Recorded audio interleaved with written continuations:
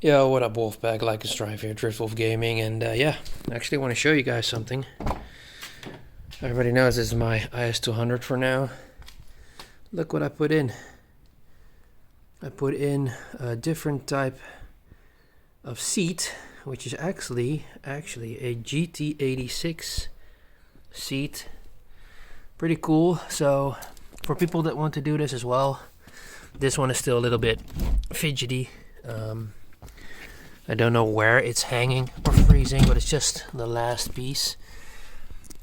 These are actually normal bolt holes from the IS200. I just put the original screw there, and I put two washers underneath, pretty thick ones, big ones. And then over here, I used a plate of metal, thick sheet metal, and then put that right next to it because it's curved, so it's actually perfect right there. You can still see the hole from the pin that needs to go in from the normal seat rails. And then when we go to the back, it's a little bit of a mess right here. Oh, I have to put the seats back forward again, doy, idiot. So we're gonna, oh yeah, also these are from the IS200 as well because the GT86 things didn't work. So I need to pull it a little bit. The other one is a lot better actually, don't know why, but here's another piece. So there's actually a piece of seat rail under there from a different seat rail. It's just a little, how do you say, a little V shape, and then there's another V shape right there from sheet metal, and I drilled it into there. And here's just a whole plate of metal that I drilled in on, I think, another piece of seat rail.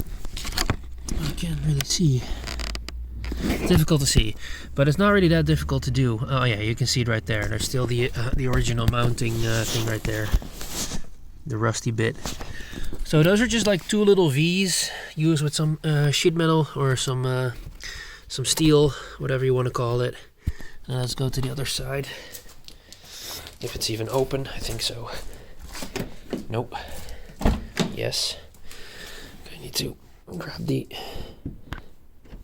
there we go. Alright, so again, original mount, plate of steel, and then we can pull this one easy forward. That one goes really well actually. And then we go back over here.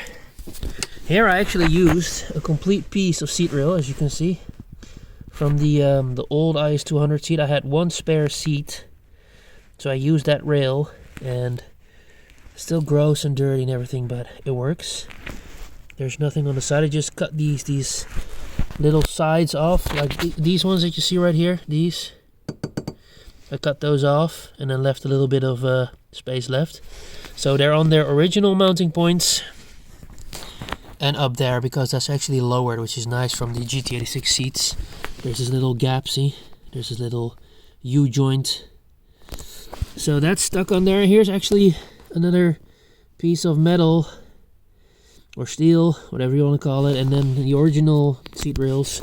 And here you can actually still see the original seat rails, see, because that's the old seat rails, and this is the GT86 seat rails. And I just used again, some dots over there. It's still ugly. I still need to take all those out and paint them black. Paint it black. So yeah, all in all, happy with this. Used a 2 ohm resistor. You can see it right there. 2 ohm resistor in the airbag module connector. So that way we don't get any airbag warnings. And again, regarding the seat belt clip, you can see it's a little bit higher, but I don't think people at the garage are going to complain about that. Cable still works with the OEM stuff down there, so I had to take the GT86 seat belt things off. It sits really good actually. Yeah, I don't know if I still need to tweak something. These things obviously don't work where you need to put the seat belt in. That just doesn't work. It's, you know, you need to get this one a little bit higher, but the angle is pretty fucked up. So, you know, I can do this, but as soon as you start adjusting the seat or whatever, you know, it's not that nice because the measurement is really not that great.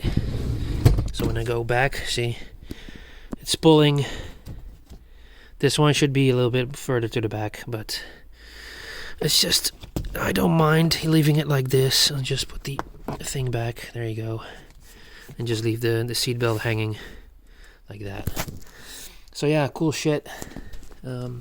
Again, pretty happy with that. Used a mock-up first on the big plates of steel.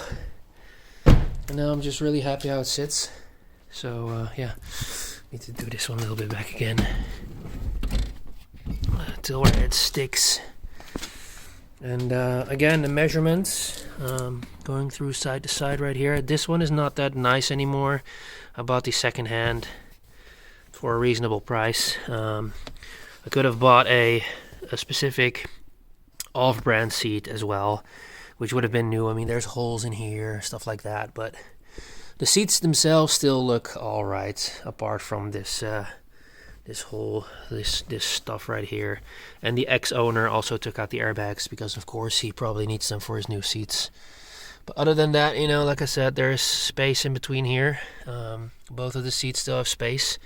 So I really don't know how I pulled it off, but I've been busy for at least 1 week with this stuff. So yeah, hopefully this is gonna work on the next drift day, and yeah, I'll see you guys then. Oh, actually also rolled my fenders because well, these things were rubbing. These are actually drift wheels, so I needed to fit them and see how it looked and how it felt.